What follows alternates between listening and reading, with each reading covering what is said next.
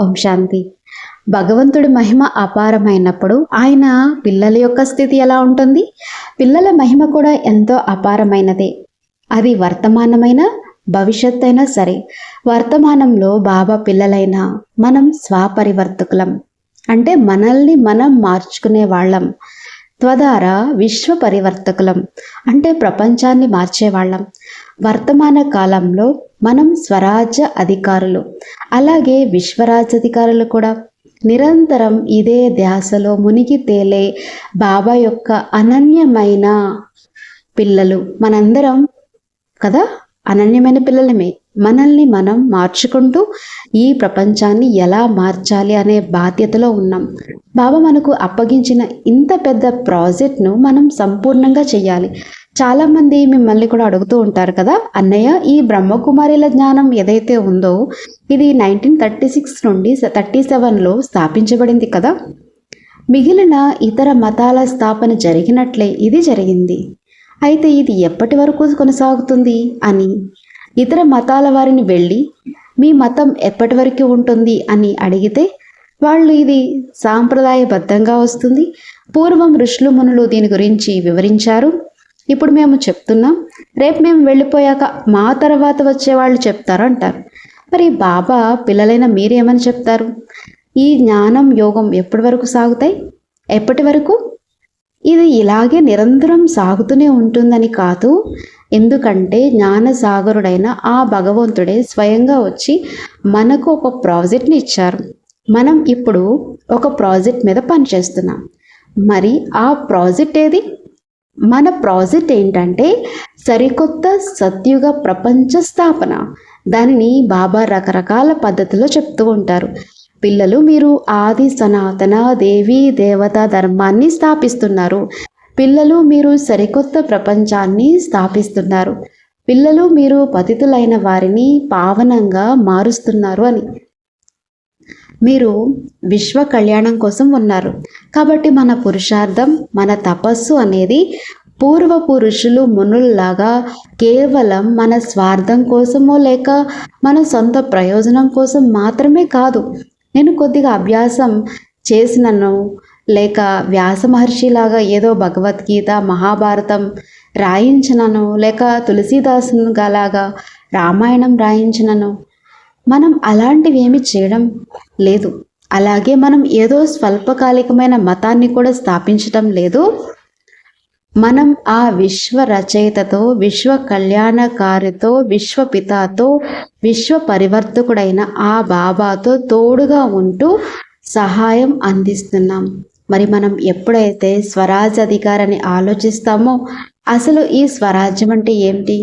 నా చుట్టూ ఉన్న ఇతర సోదరి సోదరులను చూసి వీళ్ళంతా నా కిందలో ఉన్నారు, నా దగ్గర 10 మంది 20 మంది సిస్టర్స్ లేక బ్రదర్స్ ఉన్నారు, కాబట్టి మీరు నేను చెప్పినట్లే నడవాలి, ఇలాగే చెయ్యాలి అని అనడం కాదు. ఇది బాబా మనకు నేర్పించలేదు. ఈరోజు బాబా మురళిలో కూడా ఉంది, మీ సేవ, మీ తోటి ఉండే తోటివారు అంటే మీ సేవా సాథీలు, మీరు ఇల్లు సంసారం నుండి వచ్చిన వారైనా లేక బాబా సేవకే పూర్తిగా సమర్పించుకున్న వారైనా మనందరం బాబా సాథీలం. కాబట్టి మీరు నా రైట్ హ్యాండ్ అని. మరి స్వరాజ్యం అంటే అన్నిటికన్నా ముందు నేను బాబా యొక్క రైట్ హ్యాండ్ అని నిశ్చయం. ఆ నశ నాకుంది. చెప్పండి, నశ ఉందా? రైట్ హ్యాండ్ని బాబా యొక్క అనేసి నాకు నశ ఎంత ఎక్కాలంటే ఒక మాట చెప్పండి, నేను ఎవరికి రైట్ హ్యాండ్ని? బాబా యొక్క, ఇంకా భగవంతుడి యొక్క రైట్ హ్యాండ్ని. ఉదాహరణకి మీ బంధువుల్లో, మీ అన్నదమ్ములో, లేకపోతే అక్క చెల్లెల్లో, లేకపోతే దూరపు బాబాయో, లేకపోతే మావయ్యో, లేక మీ ఊరి వ్యక్తి ఎవరైనా సరే ఈరోజు ఒక సెంట్రల్ మినిస్టర్ దగ్గర కాదు, కనీసం మీ స్టేట్ మినిస్టర్ దగ్గర పిఏ గాను, డ్రైవర్ గాను, లేక సెక్రటరీ గాను ఉంటే మనం ఏమంటాం? అరే, నీకు ఏదైనా పని ఉంటే చెప్పు, పలానా వ్యక్తి మా ఊరు వాడే, నా మేనల్లుడే, నాతో చాలా మంచి స్నేహం ఉంది, నీ పనులన్నీ అయిపోతాయని అంటామా లేదా? అంటారు కదా. కానీ అది టెంపరరీ. ఈరోజు ఆ మినిస్టర్ ఉంటాడు, రేపు ఉండకపోవచ్చు. కానీ మనం ఎవరితోటి వారం? భగవంతుడికి. సర్వశక్తివంతుడికి, విశ్వ రచయితకు, అన్నిటికన్నా అత్యున్నతమైనటువంటి ఆ క్రియేటర్కి మనసులో ఈ మాలను తిప్పండి. నేను ఎవరి తోటివాడిని అని. ముందుగా ఈ జ్ఞానంలో మీ మీద మీకు నిశ్చయం తెచ్చుకుని ఆ నశాన్ని ఎక్కించుకోండి. ఆ నిశ్చయాన్ని, నశాను మనకు మనం ఎక్కించుకోకపోతే మనం కేవలం అడుగుతూనే ఉండిపోతాం. మనసులో కోరిక ఉంటుంది, మనం కేవలం ఇలానే అడిగితే ఎలా? దీది జ్ఞానం వింటుంటే చాలా బాగుంటుంది, ఎవరు చెప్పినా ఎంతో ఆనందం వేస్తుంది, ఆ మాటల గురించి ఇంకా అడగకండి, ఎప్పుడు వింటూనే ఉండాలనిపిస్తుంది అని. ఇప్పుడు నేను మీతో సాయంత్రం వరకు ఇక్కడే కూర్చుని ఉంటే మీరు అక్కయ్య చెప్తూనే ఉండండి, వినడానికి చాలా బాగుంది అంటారు. కానీ ఆ తర్వాత కేవలం వింటూనే ఉండిపోతామా? ఆ రామాయణం లాగానో, హనుమాన్ చాలీసా లాగానో, మంగళ భవన్లో ఆ మంగళ హరి అంటూ కేవలం వింటూనే ఉంటామా? లేక నా భవనాన్ని అంటే నా జీవితాన్ని కూడా మంగళకరంగా మార్చుకుంటానా? నేను కూడా విఘ్న వినాశకురాలిగా మారతానా? అసలు మీ ఆలోచన ఏంటి? మీ ప్రోగ్రాం ఏంటి? ఎందుకంటే మనం కనుక ఈ యజ్ఞ చరిత్రను చూస్తే, మమ్మ బాబాలను చూస్తే, దాదీలను చూస్తే ఈరోజు మన దగ్గర చాలా జ్ఞానం ఉంది. అలాగే జ్ఞానాన్ని విస్తారంగా వివరించే అన్నదమ్ములు అంటే సోదరి సోదరుల మనలు కూడా చాలామందే ఉన్నారు. కానీ కేవలం జ్ఞానం విని సంతోషపడిపోతే సరిపోదు. నిజంగానే నాకు ఆ ఆత్మిక నశ ఎక్కాలి. బాబాకు విష్ణు చతుర్భుజ సాక్షాత్కారం అయినప్పుడు తతత్వం అనే వరం లభించింది. బస్ ఆ క్షణమే బాబాకు నశ ఎక్కేసింది, నేను ఈ విష్ణు చతుర్భుజంగా మారబోతున్నాను అని. మనకు చాలాసార్లు మనోహర్ దాదీజీ ఒక కథ వినిపించేవారు. మేము మమ్మని అడుగుతుండేవాళ్ళం, మమ్మ బాబా శ్రీకృష్ణుడిగా మీరు శ్రీరాధగా మారడం ఖాయం, మీ పాత్ర ఫిక్స్ అయిపోయింది కదా, కాబట్టి మీరు నిశ్చింతంగా ఉంటారు. కానీ మా పాత్ర ఇంకా ఫిక్స్ కాలేదు, మీ పార్ట్ ఫిక్స్ అయిపోయింది కాబట్టి మీరు ఏ చింత లేకుండా ఉంటారు కదా అని అప్పుడు దాదీజీ చెప్పేవారు. లేదు మమ్మ అలా అనలేదు. మమ్మ అనేవారు, పాత్ర నిశ్చయించబడిన మాట నిజమే, కానీ ఇప్పుడు నా ఈ సమయం పురుషార్థం చేయాల్సింది.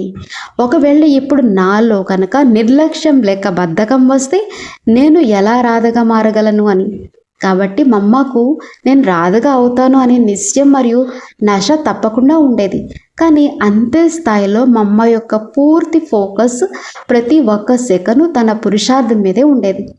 అందుకే మమ్మ అనేవారు, పిల్లలు ఎల్లప్పుడూ ఇదే స్మృతిని ఉంచుకోండి, రాబోయే ప్రతి సెకండ్ కూడా మీ జీవితంలో చివరి సెకండ్ కావచ్చు అని. దీనికి సంబంధించిన కథలు కూడా చాలా ఉన్నాయి. ఏదో ఒక రాజుకో లేక ఒక వ్యక్తికో తెలిసిపోయింది అనుకోకండి. బస్ అంటే నేను రాజో ఒక వ్యక్తినో తెలిసిపోయింది అని అనుకోమాకండి. నువ్వు ఇక ఒక వారం రోజులు మాత్రమే బతుకుతావని ఎవరో సాధువు లేక మహాత్ముడు చెప్పారు. దాంతో అతనికి ఒకటే చింత పట్టుకుంది, నేను ఒక వారం తర్వాత చనిపోతున్నాను అని. ఆ తర్వాత అతను ఏం చేశాడు? 7 రోజుల తర్వాత అతను మహాత్ముడి దగ్గరికి వెళ్ళినప్పుడు అతను చనిపోలేదు. అప్పుడు మహాత్ముడు అడిగారు, ఏంటి పరిస్థితి అని. దానికి ఆ వ్యక్తి, మీరు నేను చనిపోతాను అన్నారు, కానీ నేను చనిపోలేదు అన్నాడు. అప్పుడు మహాత్ముడు, మరి ఈ 7 రోజులు నువ్వేం చేశావు అని అడిగారు. అతను చెప్పాడు, బస్ నేను నాదంతా సర్దేసుకున్నాను, నా పిల్లలందరికీ ఆస్తిపాస్తులు ఇచ్చేశాను, అయితే ప్రేమగా మాట్లాడకపోయేవాడినో వారితో నేను చాలా ప్రేమగా మాట్లాడాను అని. ఎందుకంటే మిగతా వాళ్ళెవరికీ తెలియదు, కానీ అతనికి తెలుసు కదా తాను 7 రోజుల్లో వెళ్ళిపోతున్నానని. దాంతో అందరూ ఆశ్చర్యపోయారు. నేను కేవలం 7 రోజులే బతుకుతాను అనే ఒకే ఒక్క ఆలోచన అతని జీవితంలో ఎంతటి మార్పును తెచ్చిందో చూడండి. ఒకసారి ఆలోచించండి, నేను స్వరాజ్యాధికారిగా మారాలి అంటే నాకు ఈ స్మృతి ఉందా? నా రాబోయే ప్రతి సెకను నా చివరి సెకను అని. ఇప్పుడు నేనేం చేయాలి? నా రాబోయే ప్రతి సెకను నా చివరి సెకండ్ అనుకున్నప్పుడు ఇప్పుడు నేనేం చేయాలి? నాలుక రుచుల వెనకాల పరిగెత్తాలా, లేక వ్యక్తుల ఆకర్షణ వెనకాల పరిగెత్తాలా? ఈ బ్రదర్ చాలా మంచివారు, ఈ సిస్టర్ చాలా బాగా జ్ఞానం చెప్తారు, చాలా బాగా సేవ చేస్తారు అనో లేక ఇతడు నా కొడుకు, ఈమె నా కూతురను వాటి వెనక పడాలా? నాదైతే చివరి సెకన్ నడుస్తుంది కదా, అంతే. చివరి సెకన్ అనగానే భయపడాల్సిన అవసరం లేదు. అలాగే దుఃఖపడతామో లేక ఉదాసీనంగా మారిపోవడమో చెయ్యక్కర్లేదు. మన పురుషార్థానికి వేగాన్ని ఇవ్వాలి, స్పీడ్ అప్. అందుకే నేను ఇప్పుడు ఏం చేయాలి? నా కొడుకు, నా కూతురు, నా తమ్ముడు, నా చెల్లెళ్ళు, నా కుటుంబం, నా ఇల్లు, అరే ఇదంతా ఏదైతే నాది నాది అనుకుంటున్నానో ఇదంతా బాబా ఇచ్చినదే. బస్ థ్యాంక్ యూ బాబా, నా పిల్లలు చాలా మంచివారు, థ్యాంక్ యూ బాబా అని అనాలి. ఇలా బాబా యొక్క నషాను ఎక్కించుకోవాలి. కానీ ఇక్కడ దానికి రివర్స్ జరుగుతుంది. రివర్స్లో ఏమంటారంటే, ఈ రోజుల్లో సమయం చాలా పాడైపోయింది, ఏం చెప్తాం, పిల్లలంతా దారి తప్పారు, కానీ నా పిల్లలు మాత్రం చాలా మంచివాళ్ళు, బాబా అని అంటారు. అక్కడ బాబానే మర్చిపోతారు. నా కొడుకు ఎంత విధేయుడో తెలుసా దీది, వాడిని లేమ్మంటే లేస్తాడు, కూర్చో అంటే కూర్చుంటాడు అని చెప్తారు తప్ప, బాబా నాకు ఇంత మంచి కొడుకును ఇచ్చినందుకు ధన్యవాదాలు బాబా, నేను ఉండడానికి ఇంత మంచి ఇల్లు ఇచ్చినందుకు ధన్యవాదాలు బాబా, చాలా మందికి కనీసం గుడిసె కూడా లేదు కదా అని అనరు. ఇవి మన చివరి గడియలు అయినప్పుడు మన అనుభూతి ఇలా ఉండాలి. కానీ మనం దానికి ఉల్టాగా నా తమ్ముడు, నా చెల్లెలు, నా ఫలానా వ్యక్తికి ఒంట్లో బాగోలేదంటూ బంధాలలో చిక్కుకుపోతున్నాం. ఇప్పుడు ఏదైనా ఒక పరిస్థితి వచ్చి ఎవరికైనా ఒంట్లో బాగోలేదో అనుకుందాం. మన ముందు 2 విషయాలు ఉన్నాయి. మొదటిది, మన పురుషార్థం చేస్తాం, మంచి డాక్టర్కి చూపిస్తాం, మంచి హాస్పిటల్కి తీసుకువెళ్తాం, కానీ వారిలో ఎలాంటి ఇంప్రూవ్మెంట్ కనిపించడం లేదు. మీరు ఎక్కువ రోజులు బతికేలాగా లేరు అని అర్థమవుతుంది. దాంతోపాటే మనకు డ్రామా గుర్తుండాలి. బాబా చెప్తారు కదా, అమ్మ చనిపోతే హల్వా తినాలి, భార్య చనిపోయిన హల్వా తినాలి అని. దాని అర్థం ఎవరైనా చనిపోతే మనం అంటే స్టవ్ వెలిగించి బాండీతో హల్వా చేసుకుని కూర్చోవడం అని కాదు. బాబా చెప్పారు కదా, అమ్మ చనిపోయిన హల్వా తినాలి, భార్య చనిపోయిన హల్వా తినాలని. నిజంగానే అలా చేస్తామా? కానీ దాని అసలు అర్థం ఏంటంటే, నా మనస్థితి అచల్ అడోల్గా ఉండాలి, అంటే స్థిరంగా కదలకుండా ఉండాలి. ఎదుటివారి శరీరం సహకరించటం లేదు, వీరు ఎక్కువ కాలం నడవలేరు అని స్పష్టంగా కనిపిస్తున్నప్పుడు వారికి మరింతగా యోగ దానాన్ని ఇవ్వాలి. ఇది మనలో ఉండవలసినటువంటి సమతుల్యత. మనం చాలాసార్లు అంటూ ఉంటాం, దీది ఇల్లు సంసారంలో ఉంటున్నాం కదా, ఏం చేస్తాం, స్థితులు ఇలా ఉన్నాయి, పరిస్థితులు అలా ఉన్నాయి అని. మనం కొత్త వాళ్లకు యోగం అంటే ఏం చెప్తాం? రాజయోగం అంటే జీవితంలో సంతులత, బ్యాలెన్స్ అని చెప్తాం. మరి ఆ బ్యాలెన్స్ ఎప్పుడొస్తుంది? పరిస్థితి అనేది పూర్తిగా ఊహించిన విధంగానే ఉంది. ఎవరో చిన్న వయసు వారే, కానీ అలాంటి జబ్బు ఏదో వచ్చేసింది. నేనైతే జ్ఞానంలో ఉన్నాను, కానీ నా తమ్ముడో లేకో మేనల్లుడో జ్ఞానంలో లేడు. పైగా లోకంలో ఉన్న చెడు అలవాట్లన్నీ వాడికి ఉన్నాయి. తాగుతాడు, తింటాడు, టెన్షన్ పడతాడు, గొడవలు పడతాడు. వయసు చిన్నదే. వాడికి ఏదైనా జరిగితే వాడికి తర్వాత ఏమవుతుందో ఏమో, కానీ వాడికంటే ముందు నాకేదో ఒకటి అయిపోతుంది, నా స్థితి పూర్తిగా పాడైపోతుంది. అయ్యో అక్కయ్య ఏం చేయాలి? అక్కయ్య మీరు కూడా కొంచెం యోగదానం ఇవ్వండి కదా అని అడుగుతారు. మన దగ్గర ఒక సిస్టర్ ఉన్నారు, ఆమె చాలా నవ్వుతారు. ఎవరైనా అన్నదమ్ములు లేక అక్క చెల్లెళ్ళు వచ్చి ఏవైనా సమస్యలు చెప్తూ ఉంటే ఆమె నవ్వుతూ ఉంటారు.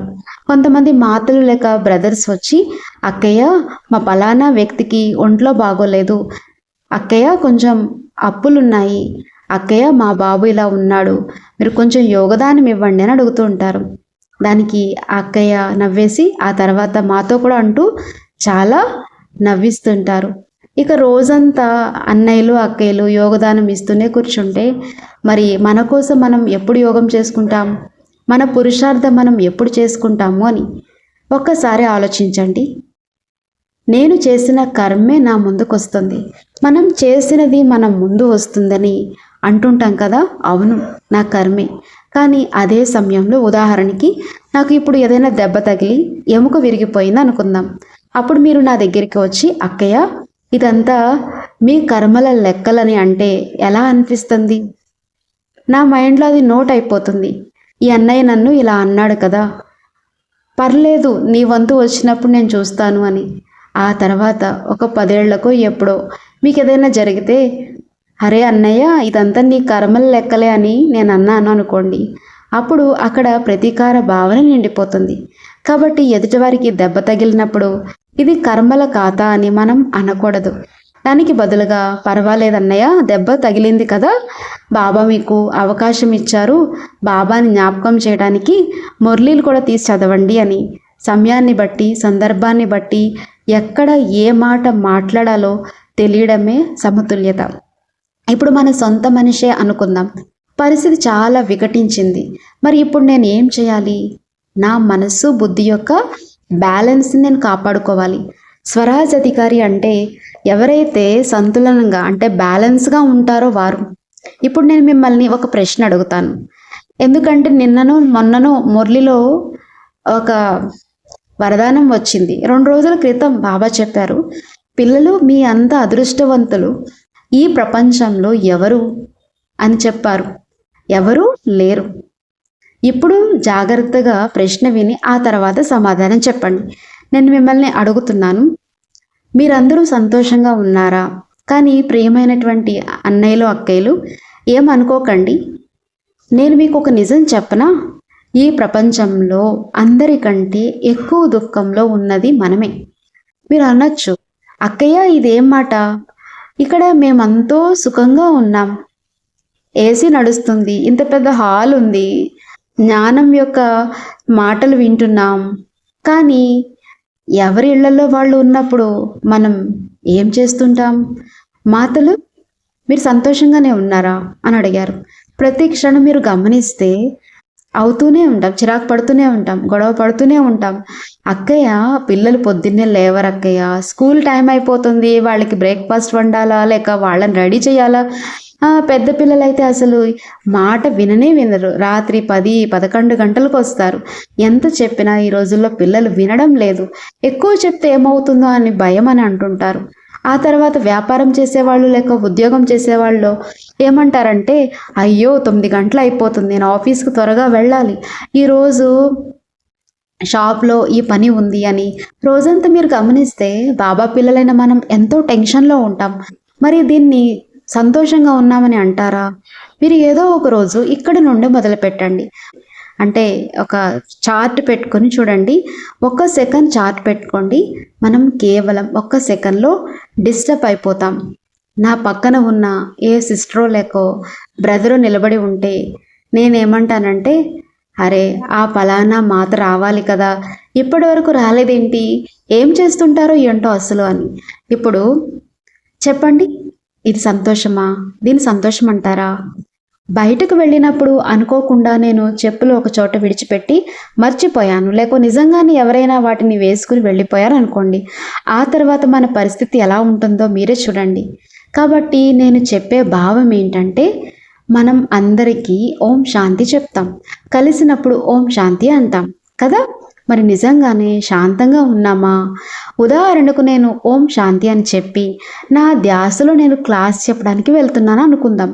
ఈరోజు పలానా టాపిక్ మాట్లాడాలి అని నా ఆలోచనలో నేను వెళ్తూ ఉంటే అంతలోనే ఎవరో ఒక అన్నయ్య లేదా ఒక అక్కయ్య వచ్చి, అక్కయ్య ఓం శాంతి, ఓం శాంతి, అక్కయ్య ఒక చిన్న మాట అని అడిగారు.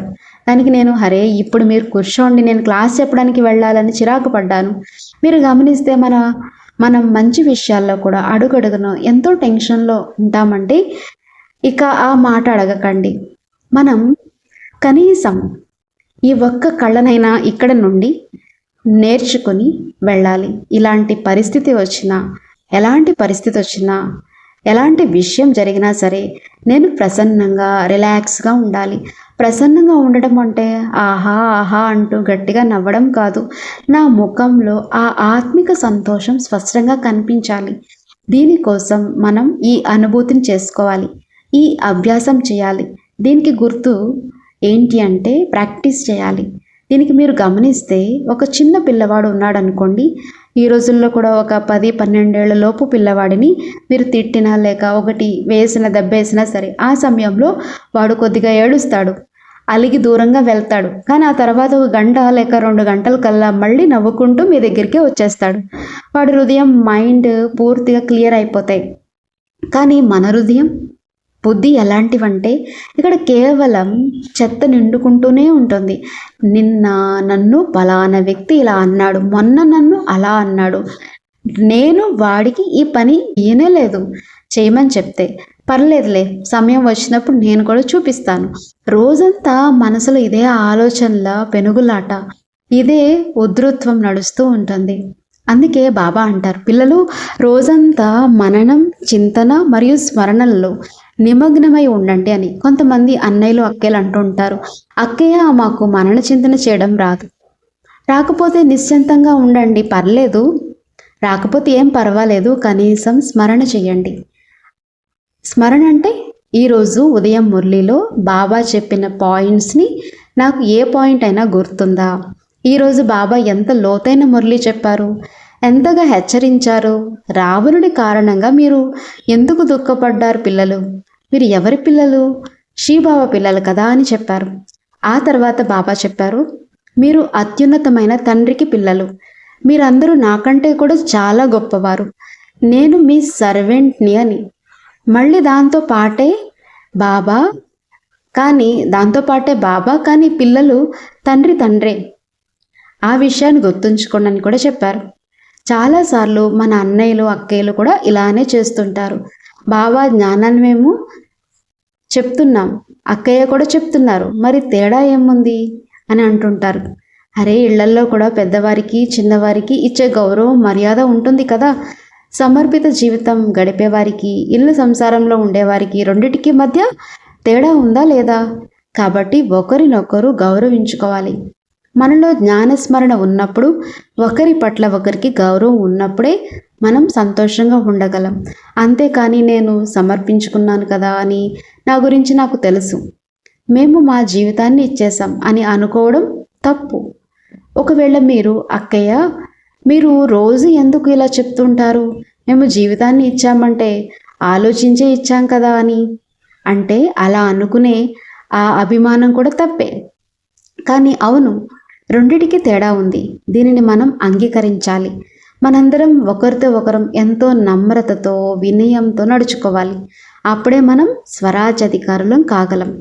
మీరు ఇలా అస్సలు అనుకోకండి, ఏం చేయాలి అక్కయ్య, కోపం చాలా వస్తుంది, నేను ఈ రోజు నుండి కోప్పడకూడదు అని చాలా అనుకుంటున్నాను, కానీ ఇంటికి వెళ్ళగానే ఇప్పుడే ఏదో ఒకటి జరిగిపోతుంది. నిన్ననే నేను ఒక గాజు గ్లాస్ తెచ్చాను అనుకోండి, 50 రూపాయలది, ఎంతో బాగుంది, సరికొత్తది. ఇంటికి వెళ్ళగానే కోడల చేతుల నుండి అది జారి కింద పడిపోయింది. అరే, అది ఎవరి చేతుల నుండి అయినా జారి పడిపోవచ్చు కదా. 50 రూపాయల గ్లాస్ పోయింది. కానీ దానివల్ల మన సంబంధం కనుక దెబ్బతింటే ఆ సంబంధాన్ని మళ్ళీ ఎన్ని రూపాయలను పెట్టి తెచ్చుకోగలం చెప్పండి.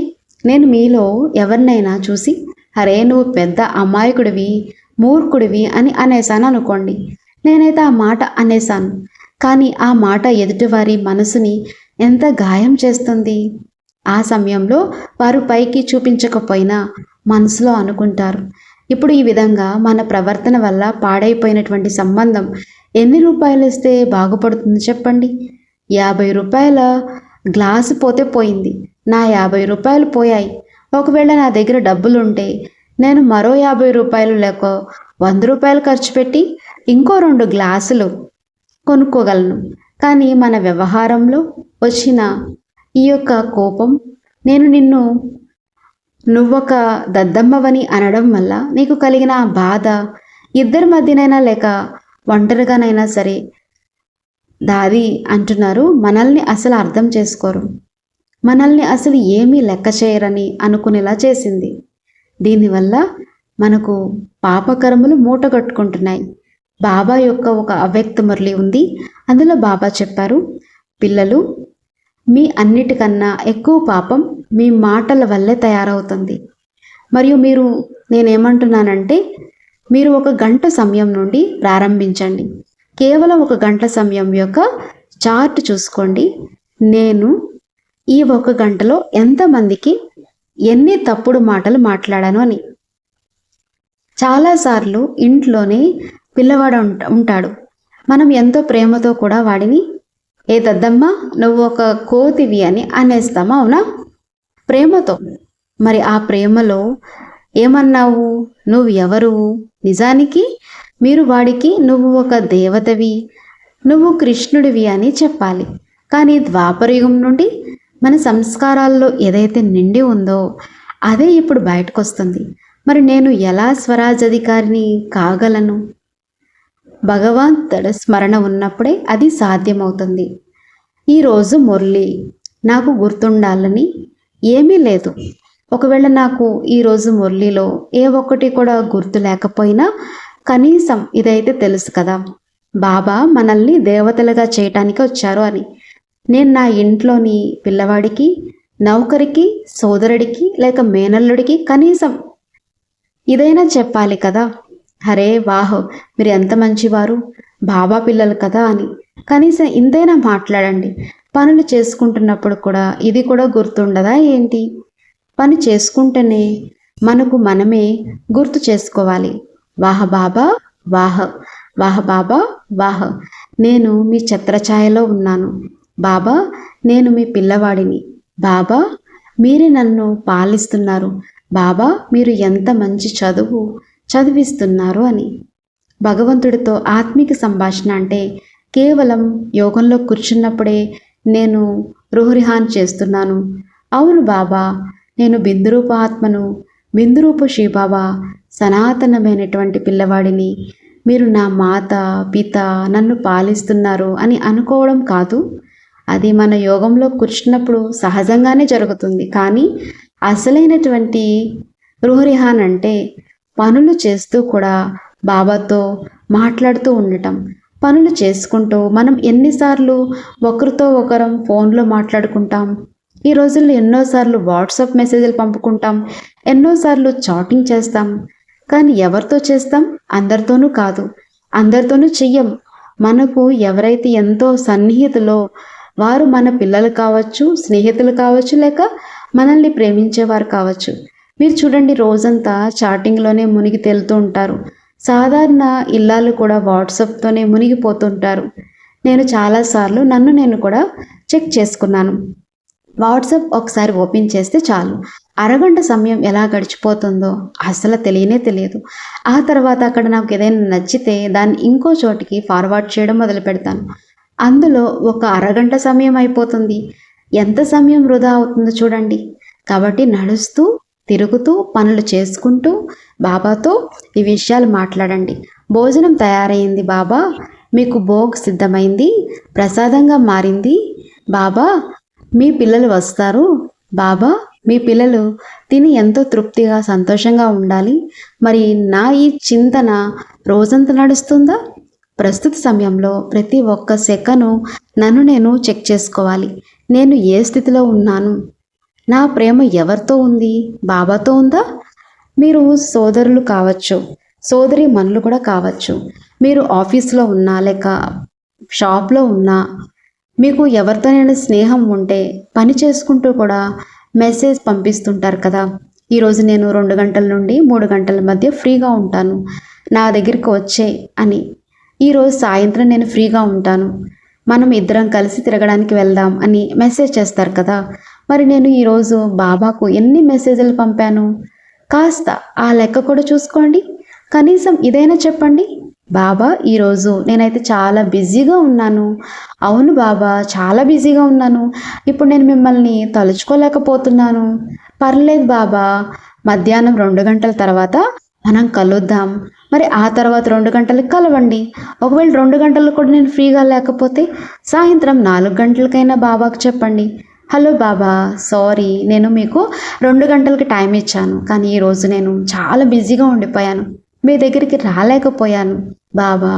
బాబా ఈరోజు ఇలా ఇలా జరిగింది, ఇది చాలా బాగా జరిగింది, ఇది బాగా జరగలేదు అని.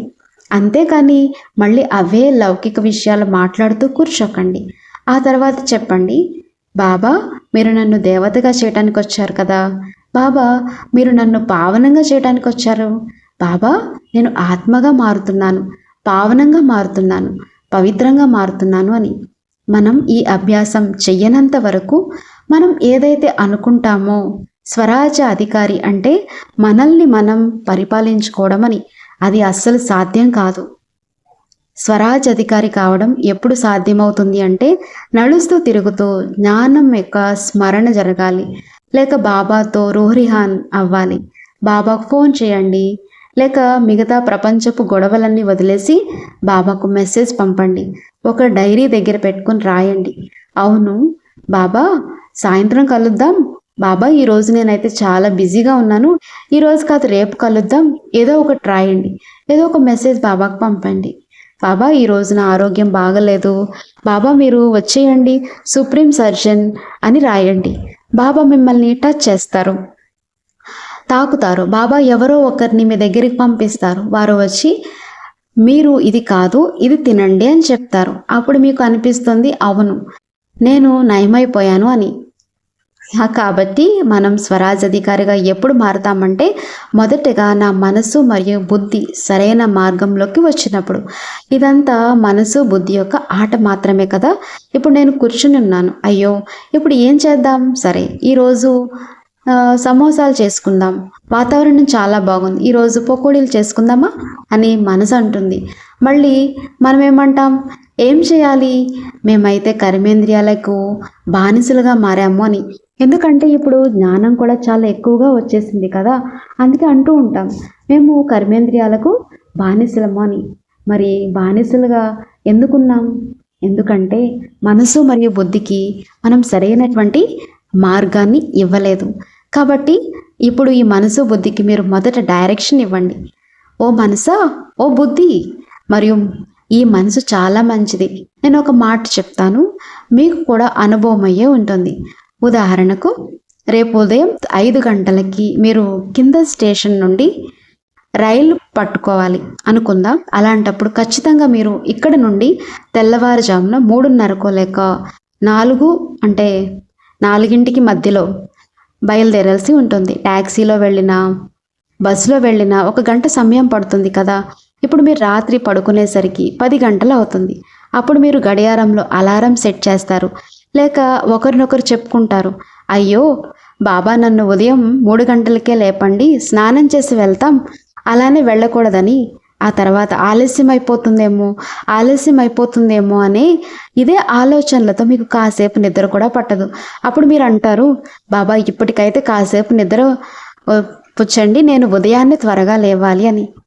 ఆశ్చర్యకరంగా మీరు చూస్తే మీరు నిద్రపోయినా సరే ఉదయం 2:30 గంటలకో 2:45 గంటలకో మీ కళ్ళు తెరుచుకుంటాయి.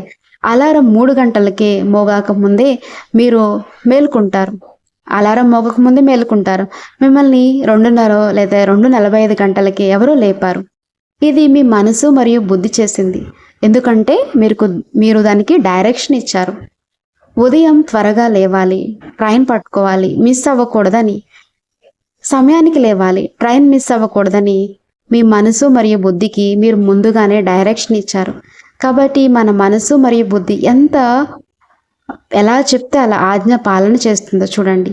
మీరు దానికి ప్రేమతో డైరెక్షన్ ఇవ్వండి. స్వరాజ్ అధికారిగా మారడానికి మొదటిగా మీ మనసుకు మరియు బుద్ధికి శిక్షణ ఇవ్వండి. అలా కాకుండా మనం ఏం చేస్తామంటే కొద్దిగా నైవేద్యం సమర్పిస్తాం, రండి బాబా అని పిలుస్తాం. ఆ వెంటనే మనమే గటగట తినేస్తాం. ఆ తర్వాత అంటాం, అయ్యో మొదట అయితే బాబా గుర్తొచ్చారు, ఆ తర్వాత నేను పూర్తిగా మర్చిపోయాను, మళ్ళీ ఎప్పుడో సాయంత్రానికి గుర్తొస్తుంది. అందుకే మనసుకి డైరెక్షన్ ఇవ్వండి. ఓ మనసా అనే మంత్రి భోజనం చేయడానికి కూర్చున్నప్పుడు బాబాతో కలిసి తినాలి అని. నేను స్వరాజ్య అధికారిని కదా, మరి రాజ్యాన్ని ఎలా నడుపుతావు? తన కింద పనిచేసే ఒక్కొక్క ఉద్యోగిని సరిగా నడపాలి.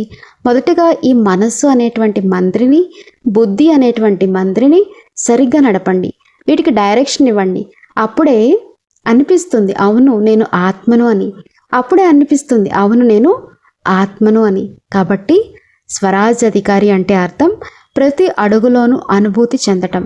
స్వరాజ్ అధికారి అంటే ప్రతి అడుగులోనూ సరైన సంకల్పం చేయటం, సరైన కర్మ చేయటం. ఉదాహరణకు మీరు ఇప్పుడు క్లాసులో కూర్చొని ఉన్నారు. కాస్త మీ చుట్టుపక్కల వారిని ఒకసారి చూసుకోండి. ఎవరైనా పరంధామానికి చేరుకొని ఉన్నారేమో, అంటే నిద్రపోతున్నారేమో. ఒకవేళ అలా ఎవరైనా చేరుకొని ఉంటే వారిని కాస్త లేపండి. మీ మనసుకు మీరు డైరెక్షన్ ఇవ్వండి. ఇప్పుడు మనం క్లాసులో కూర్చుంటున్నాం, జ్ఞానం యొక్క ఆత్మిక సంభాషణ చేస్తాం, బాబా మహావాక్యాల్ని వింటున్నాం. ఓ మనసా, బుద్ధి ఎంతో ఏకాగ్రతతో వినండి అని. ఒకవేళ నాకు కొద్దిగా బద్ధకం లేక జోగుడు వచ్చినట్టు కొంచెం ఊగాను సరే, అప్పుడు ఈ మనసు మరియు బుద్ధి వచ్చి మీ తలుపు తడుతుంది. నేను క్లాసులో కూర్చున్నాను, నిద్రపోకూడదని చెప్తుంది. కానీ మనం వచ్చి క్లాసులో కూర్చుంటాము, కొద్దిసేపు వింటాము, అది చాలా బాగుంటుంది కూడా. కానీ మరికొద్దిసేపటికో ఇప్పుడు కూడా చూడండి, ఎవరో ఒకరు ఉన్నారు, వారికి అసలు తెలియడమే లేదు, కాస్త వారిని మేల్కొల్పండి, నిద్రపోతూనే ఉన్నారు. ఎవరైతే అలా ఉన్నారో కాబట్టి మనం ఈ కుర్చీల యొక్క ఆరాంని, విశ్రాంతిని తీసుకుంటున్నాం. కానీ జ్ఞానం మరియు యోగం యొక్క ఆరాం అంటే విశ్రాంతిని, ఆనందాన్ని అనుభవించటం లేదు. మీరు మీ మనసు మరియు బుద్ధిని సరైన మార్గంలో నడిపించండి. అప్పుడే మన సంస్కారాల్లో కూడా మార్పు వస్తుంది. ఒకవేళ నా మనసు బుద్ధి సరిగా లేకపోతే, ఇప్పుడు నా కంటి చూపు బలహీనంగా ఉందనుకోండి, నేను కళ్ళజోడు పెట్టుకున్నాను. ఆ సరైన కళ్ళజోడు ఏంటంటే, నువ్వు శివబాబా యొక్క పిల్లవాడివి మరియు శివబాబా ఆజ్ఞ ప్రకారం నడుచుకోవాలి అని. మొదటి ఆజ్ఞ ఏమిటంటే, బాబాతో ఆత్మిక సంభాషణ చెయ్యి, అప్పుడే నా స్మృతి శ్రేష్టంగా మారుతుంది. కాబట్టి ప్రియమైన సోదరీమణులారా, ఈ విషయం చాలా లోతైనది. ఇది నేనేది మీకు 1, 2, 3, 4 పాయింట్లు చెప్పేసి మీ స్మృతి బాగుండాలి, జీవితంలో బ్యాలెన్స్ ఉండాలి, మీరు రోజు ఉదయం సాయంత్రం మురళి చదవాలని చెప్తే మీరు చేస్తారని కాదు. అలా చేసినంత మాత్రాన మీరు అసలు స్వరాజ్యాధికారి కాలేరు. కానీ ఇది ఎలాంటి విషయం అంటే, మీరు ఇందులోని ఒక్కొక్క మాటపై విచారణ అంటే ఆలోచన చేయాలి, అనుభూతి చెందాలి, దాన్ని మీ జీవితంలో అన్వయించుకోవాలి. మరియు దానికోసం ఒక విషయం మేము ఎల్లప్పుడూ అందరికీ చెప్పేది ఏంటంటే, బాబా యొక్క ప్రతి పిల్లవాడు ప్రతిరోజు మౌనంలో ఉండే అభ్యాసం చేయాలి. మన దాది జానకి గారు ఎల్లప్పుడూ ఒక మాట చెప్పేవారు, ఉదయాన్నే 4 గంటల పాటు మౌనం ఉండండి. ఉదయం 4 గంటలైతే బహుశా ఎవరైనా అనవచ్చు, అక్కయ్య మేము ఉదయం 4 గంటలకి లేవలేకపోతున్నామని. సరే 5 గంటలకైనా లేస్తారు కదా, యోగి అయినప్పుడు అంతకంటే ఆలస్యంగా ఎలా లేస్తాడు? కాబట్టి 5 నుండి 9 గంటల వరకు లేక 5 నుండి 10 గంటల వరకు నేను మౌనంలోనే ఉండాలి. ఇక ఏదేమైనా సరే మాట్లాడకూడదు. లేదంటే ఉదయాన్నే హరే నా టవల్ కనిపించటం లేదు, నా షర్ట్ కనిపించటం లేదు అని అల్లరి చేయకండి. మాట్లాడకూడదు, ప్రశాంతంగా ఉండాలి. రాత్రి మీ వస్తువులన్నీ సిద్ధం చేసుకోండి, అన్నీ అమర్చి పెట్టుకుని పడుకోండి. నేను ఉదయాన్నే 4-5 గంటల పాటు కేవలం మౌనంలోనే ఉండాలి. మాట్లాడడం చాలా అవసరమైనప్పుడు, ఏదైనా ఎమర్జెన్సీ వస్తే తప్ప. బహుశా అది కూడా ఏడాదికో 2 ఏళ్లకో ఒకసారి మాత్రమే జరుగుతుంది. ఎవరికైనా యాక్సిడెంట్ అవ్వడమో లేకో ఎవరైనా చనిపోవడమో జరిగినప్పుడు అది తప్ప మిగతా సమయంలో మాట్లాడాల్సిన పని ఏముంటుంది? మీ ఫోన్ సైలెంట్లో పెట్టుకోండి. 9 గంటల వరకు ఫోన్ ముట్టనని అందరికీ ముందే చెప్పేయండి. నేను ఉదయం 9 గంటల కంటే ముందు ఫోన్ ఎత్తను, అటెండ్ చేయను అని. అంతే. ఇక ఆ విషయానికి ముగింపు పలకండి. ఆ తర్వాత 9 గంటల వరకు ఒకవేళ 2-3 మిస్డ్ కాల్స్ వచ్చినా సరే ఆ తర్వాత చూసుకోవచ్చు, దానివల్ల వచ్చే నష్టం ఏముంది? కానీ నేను 4 గంటల పాటు మౌనంలో ఉండాలి. అంతే. క్లాస్కి వెళ్ళినా కూడా ఓం శాంతి ఓం శాంతి అనడం. ఒకవేళ ఏదైనా చాలా ముఖ్యమైన విషయం మాట్లాడాల్సి వచ్చినా సరే ఎంతో నెమ్మదిగా, అక్కయ్య ఈ పని ఇలా కాదు, ఇలా చెయ్యాలి, అన్నయ్య ఇది చెయ్యాలి, అంతే. ఇలాంటి స్థితిని అలవర్చుకున్నప్పుడే మనం స్వరాజ్యాధికారిగా కాగలము. చివరగా మీకు ఒక విషయం చెప్తాను. మేము పూర్వం మధుబనికి వచ్చినప్పుడు పాండవభవనంలో ఉండేవాళ్ళం. మీలో పాండవభవనం అనుభవం ఉన్న చాలామందికి తెలిసే ఉంటుంది. పూర్వం మనకు వాహనాలు ఉండేవి కావు, ఇన్ని సాధనాలు కూడా ఉండేవి కావు, మేము కింద ఆబు రోడ్ నుండి బస్సులో లేక జీపుల్లోనే వచ్చేవాళ్ళం. బూరి దాది మమ్మల్ని తీసుకువెళ్ళడానికి వచ్చేవారు. మేము బస్సులో సామాన్లు సర్దుకుని కూర్చున్నప్పుడు ఆమె మాకు ఒక పేజీ చదివి వినిపించేవారు. ఈ రోజుల్లో మధుబనానికి చాలామంది అన్నయ్యలు, అక్కయ్యలు వచ్చారు. మధుబన్ వాతావరణం పూర్తిగా అవ్యక్త ఫరిస్తా సూక్ష్మవతనం యొక్క వాతావరణంలాగా ఉంటుంది. మీరందరూ కూడా కొండపైకి వెళ్ళినప్పుడు అసలు నోటితో మాట్లాడకూడదు, కేవలం సంపూర్ణ నిశ్శబ్దం పాటించాలని కింద నుండి మాకు ఈ మెసేజ్ ఇచ్చేవారు. మేము పైకి వచ్చినప్పుడు కూడా మధుబన్లో నివసించే ఎవరిని చూసినా సరే అన్నయ్య ఓం శాంతి, ఎలా ఉన్నారు, అక్కయ్య ఓం శాంతి అని అలా మామూలుగా మాట్లాడేవాళ్ళం కాదు. మధుబన్ వాసులు మరియు మేము కూడా కేవలం కళ్ళతోనే ఓం శాంతి అంతా మంచే కదా, మంచిది అని సైగ చేసుకునేవాళ్ళం. అంటే కింద ఉన్నప్పుడే మైండ్ మేకప్ మనసుకి సిద్ధం చేసుకునేవాళ్ళం, అయిపోయేది. అలాగే మీరు కూడా మిమ్మల్ని మీరు ముందుగానే సిద్ధం చేసుకోండి. రాత్రి మీ మనసు మరియు బుద్ధికి డైరెక్షన్ ఇచ్చుకోండి. ఉదయాన్నే 4 గంటల పాటు మౌనంలో ఉండాలి అని. అవును బాబా, నేను మీ పిల్లవాడిని, మౌనంలోనే ఉంటాను అని అనుకోవాలి. అయితే మౌనంలో ఉండడం అంటే మీరు మళ్ళీ అలానే నిద్రపోతూ పడి ఉండడం, లేక ఫోన్లో మెసేజ్ల మీద మెసేజ్లు పంపుకుంటూ కూర్చోవడం అని కాదు కదా. ఈ 4 గంటలు సమయం మీ జ్ఞానం మరియు యోగం కోసం, మీ మురళి అధ్యయనం కోసం ఉపయోగించాలి. అది అవ్యక్త మురళి కావచ్చు, సాకార మురళి కావచ్చు. మరియు ఈ రోజుల్లో అయితే మన దగ్గర ఇంతటి అపారమైన అనంతమైన జ్ఞాన ఖజానా ఉంది. స్పార్క్ గ్రూప్ వాళ్ళకి పుణ్యం దక్కుతుంది. వాళ్ళు ఎన్ని పుస్తకాలు అచ్చువేశారో చూడండి. జమా ఖాతా అంటే పుణ్య ఖాతా చూడండి, పవిత్రత చూడండి, దృఢత్వం చూడండి, ఇలా ఇంకెన్నో పుస్తకాలు ఉన్నాయి. మీరు అన్ని మురళీలు పూర్తిగా చదవాల్సిన అవసరం కూడా లేదు. అవ్యక్త మురళీల్లోని ముఖ్యమైన పాయింట్లను వాళ్ళు టాపిక్ల వారీగా విడివిడిగా తీసి ఉంచారు. మీరు అందులో ఏదైనా ఒక పుస్తకం తీసుకోండి, కొద్దిగా చదవండి మరియు దానిపై మనన చింతన చేయండి. కాబట్టి ఈ స్వరాజ్ అధికారి స్థితి అనేది అన్నిటికంటే అత్యున్నతమైనటువంటి స్థితి. అందువల్ల నా జీవితంలో పనులు చేసుకుంటూ ఎలాంటి పరిస్థితి ఎదురైనా సరే సమతుల్యత పాటించాలి. అంతేకాని ఈ రోజుల్లో జనాలు అంటున్నట్టుగా ఈ రోజుల్లో అసలు వ్యాపారమే లేదు, బిజినెస్ అసలు నడవడమే లేదు, చాలా కష్టంగా ఉంది అని మీరు కూడా అనడం మొదలు పెట్టకండి.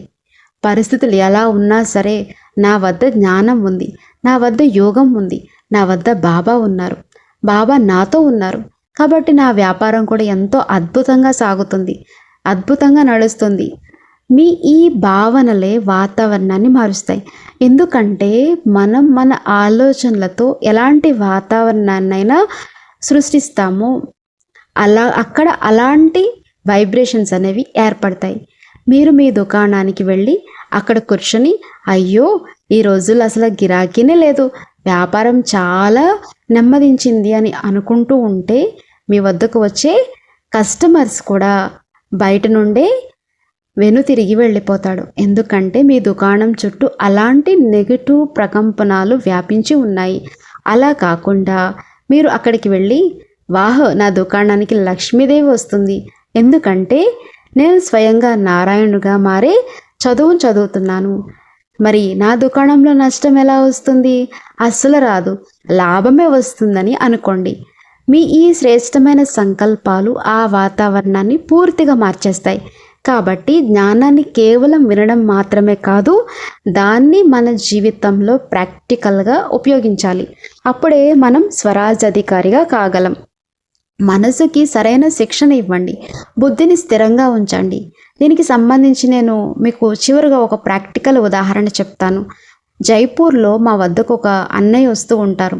ఆయన గురించి వింటే మీరు ఆశ్చర్యపోతారు. ఆయన బంజారా సమాజానికి చెందినవారు, కానీ జ్ఞానంలోకి వచ్చాక ఆ జ్ఞానాన్ని చక్కగా అర్థం చేసుకుని పూర్తిగా మారిపోయారు. ఇప్పుడు ఆయనకి ఒక చిన్న ఇల్లు కూడా ఉంది. ఎప్పుడు తెల్లటి బట్టలు వేసుకుని క్లాస్కి వస్తారు మరియు తన గ్రామంలో ఎక్కువగా ఉంటూ సేవ చేస్తూ ఉంటారు. ఆయనకి గాజులు అమ్మే హోల్సేల్ దుకాణం ఉంది, కానీ ఆయన ఒక్కరోజు కూడా ఆ షాప్లో కూర్చోరు. దానికోసం కొందరు మనుషుల్ని పనిలో పెట్టుకున్నారు. నేను ఆ దుకాణానికి వెళ్ళలేదు, కానీ మా సిస్టర్ వచ్చి నాతో ఇలా చెప్పారు, అక్కయ్య ఆయన తన షాప్లో ఏం చేశారో తెలుసా అని అడిగారు. నేను ఏం చేశారు అని అడిగాను. వారు ఆయన దుకాణంలో ఒక కుర్చీ పెట్టారు. ఆ కుర్చీపై క్రింద బ్రహ్మ బాబా, పైన షీ బాబా, వారి ముందు అవ్యక్త బాబా మరియు గుల్జార్ దాదీల యొక్క చిత్రపటాలు ఉంచారు అని చెప్పారు. ఆయన ఇది వారి దుకాణం, వారి దీనిని నడిపిస్తున్నారని నమ్మి తాను మాత్రం గ్రామాల సేవలో నిమగ్నమై ఉంటారు. ఆయన హోల్సేల్ వ్యాపారం చేస్తారు. సొంతంగా కారు కూడా ఉంది. బంజారా సమాజానికి చెందిన వారైనా ఎంత అద్భుతంగా మారిపోయారో చూడండి. కాబట్టి మనలో అంతటి సమర్పణ భావం, అంతటి నశ, అంతటి నిశ్చయం ఉండాలి. నేను చూశాను, నిజంగానే కొందరు అన్నయ్యలు, అక్కలు బాబాని ఎంతగా ఉపయోగించుకుంటారో మాటల్లో చెప్పలేం. అందువల్ల వయసు కాస్త పైబడిన 50 లేక 60 సంవత్సరాల వారు, అయ్యో అక్కయ్య ఏం చేయమంటారు, నా మోకాళ్ళు అస్సలు సహకరించట్లేదు, కాళ్ళు నడవడం లేదు అని అనకండి. కాళ్ళు మోకాళ్ళు సహకరించకపోతే ఎలా నడుస్తాయి? మీలో ఎవరెవరికి మోకాళ్ళ నొప్పులు ఉన్నాయో ఒకసారి ఆలోచించి చూడండి. అక్కయ్య ఏమంటుందో అని ఆలోచిస్తూ చెయ్యెత్తుతున్నారు. ఎవరికైతే మోకాళ్ళ నొప్పులు ఉన్నాయో వారందరికీ నేను ఒకటే ఒకటి చెప్తాను. మీరు రోజుకి ఒక పూట మాత్రమే భోజనం చేయండి. 3 పూటలా తినవలసిన అవసరం లేదు. దాంతోపాటు కొద్దిగా వ్యాయామం చేయండి. మరియు పులుపు తీపి పదార్థాలు తినడం మానేసేయండి. ఎలాగో ఇన్నాళ్ళు తినేశారు కదా. చాలామంది నాతో అంటూ ఉంటారు, నేను వారికి చెప్తాను, చూడండి నేను 60 సంవత్సరాల పాటు నాకు నచ్చినవన్నీ బాగానే తిన్నాను, ఇప్పుడు వదిలేశాను, అందులో పెద్ద విషయం ఏముంది అని. కొందరు అంటారు, మీరు అన్నీ వదిలేశారు కానీ మాకు మాత్రం పులుపు లేకపోతే ముద్ద దిగదు అని. అలాంటప్పుడు ఆ నొప్పిని భరించండి. మరి ఈ శరీరానికి మనం దాసీలుగా మారకూడదు. ఈ శరీరాన్ని కూడా మనం ఆరోగ్యంగా ఉంచుకోవాలి. అలాగే మన మనసుని, బుద్ధిని సరైన మార్గంలో ఉంచుకోవాలి. అప్పుడే మనం స్వరాజ్యాధికారిగా మారగలం. ఆ తర్వాత ప్రతి కర్మకు లభించే ఫలితం ఏంటంటే, స్వరాజ్యాధికారిగా మారిన వారు సహజంగానే విశ్వరాజ్యాధికారిగా కూడా మారగలుగుతారు. కానీ ముందుగా మీలో దైవిక నశ పెంచుకోవాలి. నేను ఎవరికి సంతానం? నేను ఆ సర్వశక్తివంతుడైన శ్రీబాబాకి అని గుర్తుంచుకోవాలి. సరేనా? మరి మీరందరూ విశ్వరాజ్యాధికారులుగా మారుతారు కదా. మీలో ఎవరెవరు విశ్వరాజ్యాధికారులుగా మారరు? అప్పుడు అందరూ అన్నయ్యలు, అక్కయ్యలు మీరు మర్చిపోయారు అంటే మాలో అందరం అవుతాం అని అంటారు. అంతే కదా. అయితే కొందరు పొరపాటున ఇలా చెయ్యెత్తి వెంటనే దించేస్తారు. కాబట్టి మనందరం బాబా పిల్లలం, విశ్వరాజ్యాధికారులుగా మారిపోయే పిల్లలం. కానీ మన ఆధ్యాత్మిక సాధన చాలా సూక్ష్మంగా ఉండాలి. నిన్న కూడా బాబా చెప్పారు కదా, శ్రమ అయితే ఉంది, కష్టపడకుండా ఏదీ లభించదు అని. కాబట్టి మీరందరూ బాబా పిల్లలు, విశ్వరాజ్యాధికారులు మరియు స్వరాజ్యాధికారులుగా మారాలి. ప్రస్తుతం ఈ సంగమ యుగంలో మిగిలి ఉన్న ఈ కొద్దిపాటి సమయం ఏదైతే ఉందో, ఈ ప్రాజెక్ట్ను ఏమీ అంత పెద్దది కాదు, చాలా చిన్న ప్రాజెక్ట్. మరియు సంగమ యుగం క్షణాలు కూడా చాలా కొద్దిగానే ఉన్నాయి. ఇప్పుడు మన యొక్క ఆయుష్ మీద మనకు ఎలాంటి నమ్మకము లేదు. అందువల్ల రాత్రి పగళ్ళు జ్ఞాన యోగాలను చదువుకోవాలి. అలాగే మీ లౌకిక పనులను, వ్యాపారాలను కూడా చేసుకోవాలి. రెండింటిని బ్యాలెన్స్ చేసుకుంటూ స్వరాజ్యాధికారిగా మారి ఆపై విశ్వరాజ్యాధికారిగా ఎదగాలి. వీటన్నిటిలోకెల్లా అత్యంత ప్రమాదకరమైనది సంఘదోషం. మొదట్లో మనం జ్ఞానంలోకి వచ్చినప్పుడు ఏమంటామంటే, బాబా ఇల్లు చాలా బాగుంది, ఇక్కడ అక్కయ్యలు ఎంత బాగా జ్ఞానం చెప్తారో మాటల్లో చెప్పలేం అంటాం. ఆ తర్వాత ఒక ఏడాది గడిచాక మధుబనికి వస్తాం. అక్కడికి రాగానే, అబ్బో బాబా ఇల్లు ఎంత పెద్దది, నేను అసలు ఈ లౌకిక ప్రపంచాన్ని మొత్తాన్నే మర్చిపోయాను.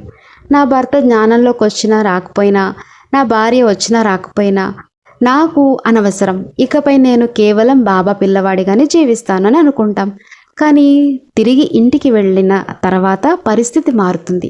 ఇంటికి వెళ్ళిన తర్వాత ఏమంటారంటే, అయ్యో బాబా ఉన్నాడు కదా, పిల్లలు కూడా తమంతట తామే పెరిగి పెద్దవారు అవుతారు అని చెప్తారు. కానీ ఆ తర్వాత నెమ్మదిగా మనం ఇటు అటు చూడడం మొదలు పెడతాం.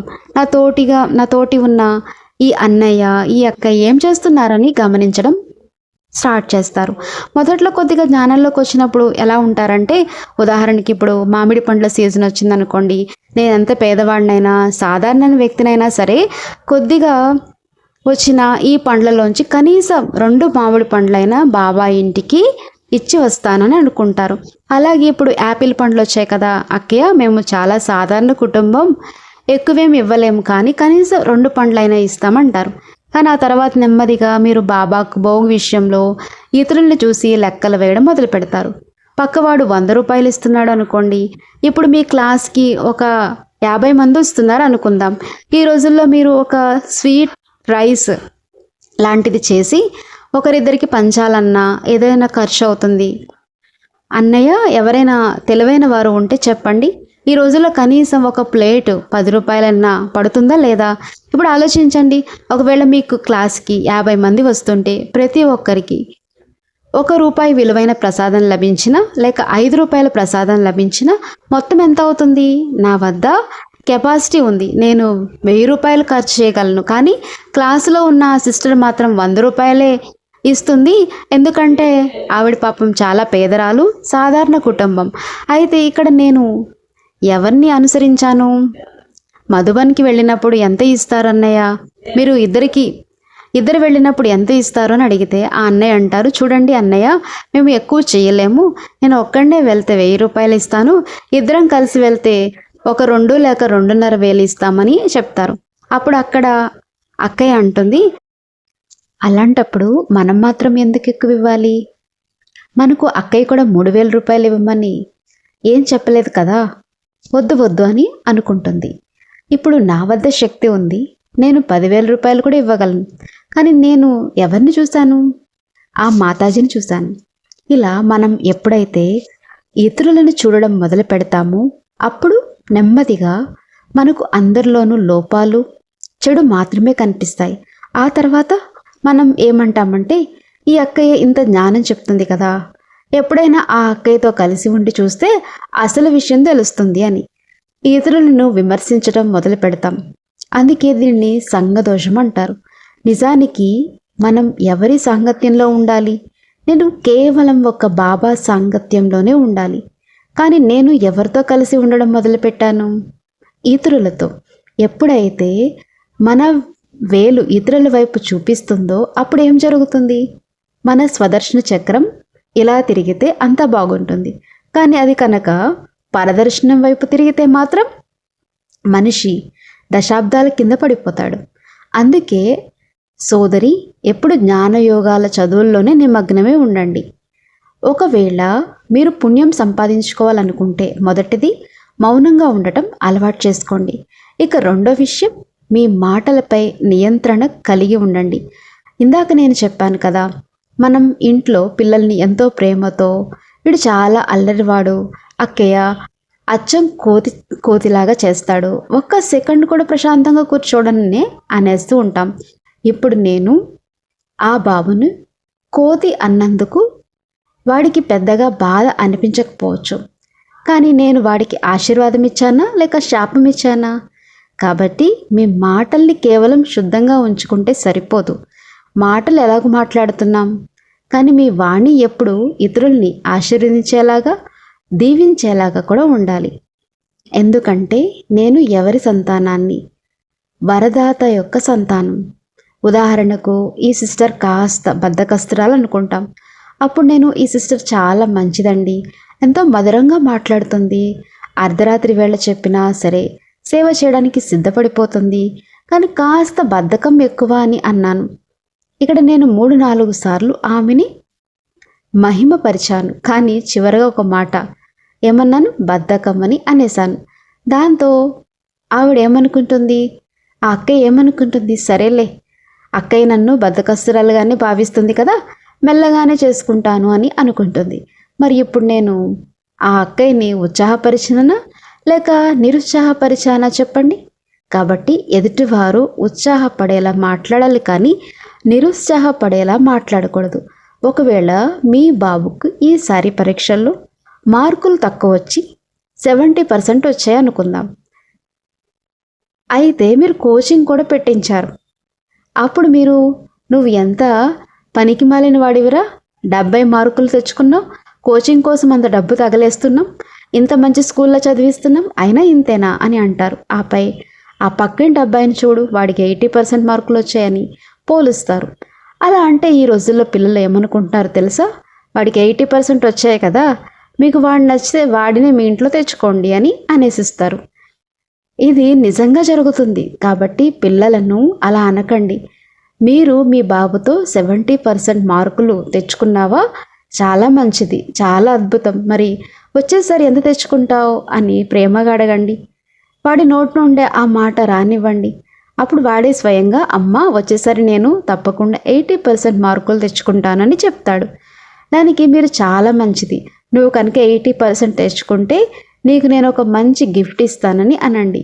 ఎంత సులభం చూడండి. దీనివల్ల నేను సంతోషంగా ఉంటాను, అలానే ఆ బాబు కూడా సంతోషంగా ఉంటాడు. అందువల్ల ఎప్పుడు సంతోషంగా ఉండండి. బాబా చెప్పినట్లుగా సంతోషాన్ని పంచండి, అందరికీ ఆనందాన్ని ఇవ్వండి, ఇతరుల్ని ఉత్సాహపరచండి, మరి ఎప్పుడు ఆశీర్వాద పూర్వకమైనటువంటి మాటలనే మాట్లాడండి. సరేనా? చదవండి. ఇప్పుడు ఒక 2 నిమిషాల పాటు బాబా జ్ఞాపకంలో అలా కూర్చుందాం. ఓం శాంతి.